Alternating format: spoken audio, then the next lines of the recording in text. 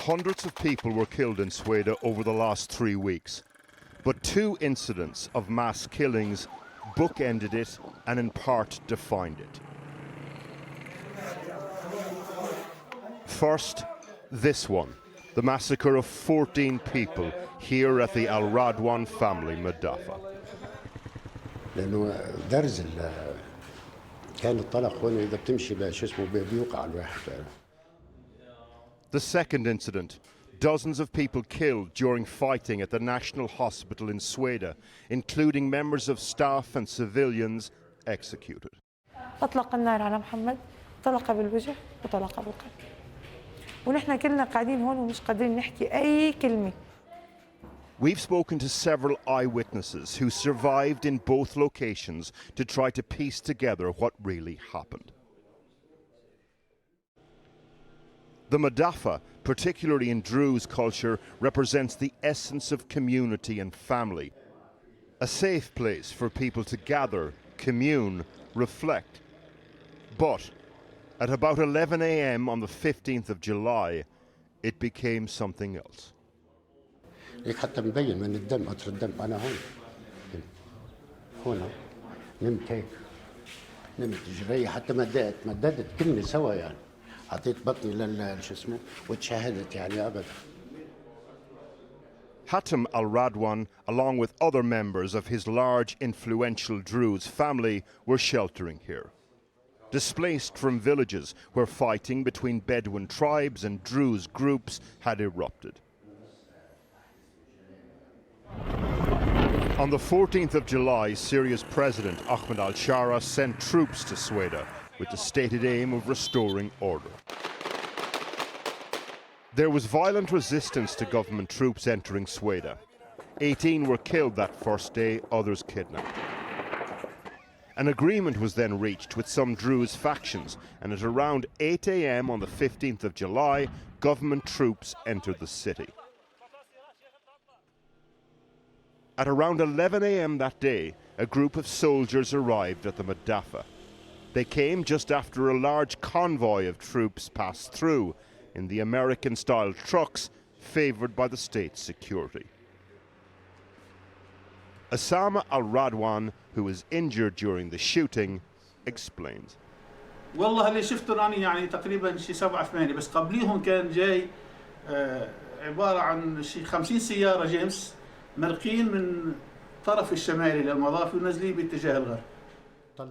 According to both survivors, after establishing that there were no weapons inside, some of the soldiers left. 2 stayed behind. They took umbrage to the Druze flag and the pictures of Druze ancestors, used sectarian slurs, shot at the walls first. Then, as they were about to leave, in uniforms and accents indicating they were government-aligned soldiers, not Bedouin fighters, the following chilling exchange. الثاني ما حكى ولا كلمة إلا وقت اللي بس حتى ما رد وقت اللي قلبنا نصف فيه لكنته قلبي أنا خادم عسكري وبعرف يعني شو اسمه لكني صح. They followed through on what they'd agreed and opened fire. Unbeknownst to the soldiers, the wives and daughters of the men you can see in this video were in the basement of the Madafa. Rania Al-Radwan, with her children, listened as her husband Sateh was being killed upstairs. هيك وارتكيت عليه وبناتي كلياتهم هيك حديتي بس البنات تنتين وهيك وسكتت كل النسوان الموجود كلياتها سكتها ما خليت ولا وحده يطلع صوت. Intense fighting between Druze militia and government forces was taking place in Sweida at the time, but we saw no signs of a firefight outside the Madafa. The only bullet holes were inside in one direction. Rashad Abu Sad's house overlooks the Madafa. He filmed as the ambulance arrived, and he filmed this, the aftermath. For this Druze man, those bullets were fired by government soldiers at the heart of a unifying Syrian identity. هذا الشعور لا أستطيع وصفه الآن، يعني حجم المصيبة كبير، حجم الخسائر كبير، حجم الخذلان كبير، لكن نحن نبحث عن حلول لبقاء هذا الخيط مع سوريا. The massacre at the Madafa was a turning point. As news about it spread, anyone who thought they should give government forces a chance to secure the city changed their minds. Which brings us to what happened at the National Hospital. Staff told us that on the 15th of July, at least 7 injured government soldiers were brought to the hospital. They were held in this secure facility inside. Later that day, this video appears on social media, a Druze fighter saying they've surrounded the hospital.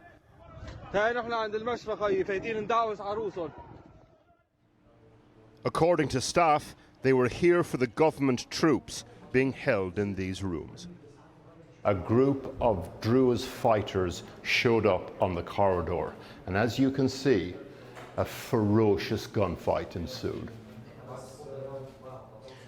We don't know what happened to these government soldiers, but the following day, the 16th of July, a large contingent of government forces and others started targeting the hospital, including with tanks.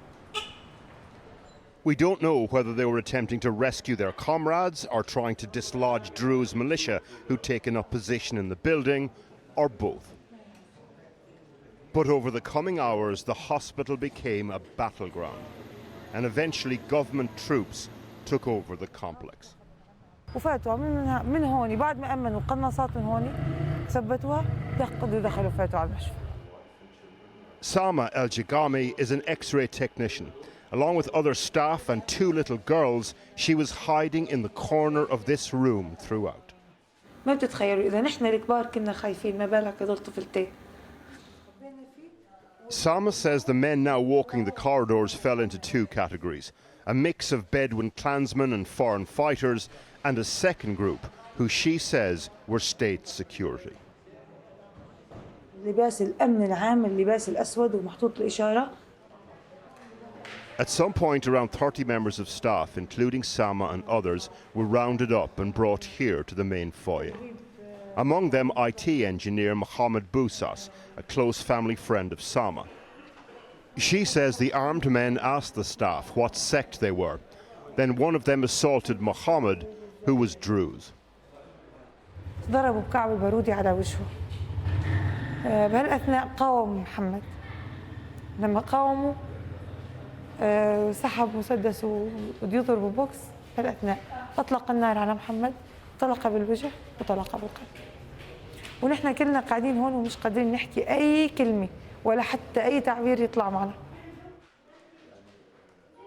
There are conflicting accounts of how many civilians were killed at the National Hospital over that 48 hours. When we visited, the yard outside was full of bodies, but many of these had been killed out on the streets and brought here. Some were buried in a mass grave last week. Our last stop, the maternity ward upstairs. Diana Al-Radwan is Druze. Herself and her then unborn baby heard it all, sectarian warfare in the wards below them. In the bed opposite, out of vision, a Sunni woman with her child.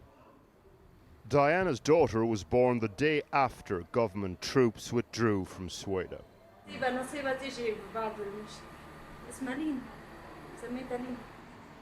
Both babies in this ward have arrived into a new Syria, struggling with the hard legacy of dictatorship, conflict and sectarian hate. Lian, by the way, means gentle.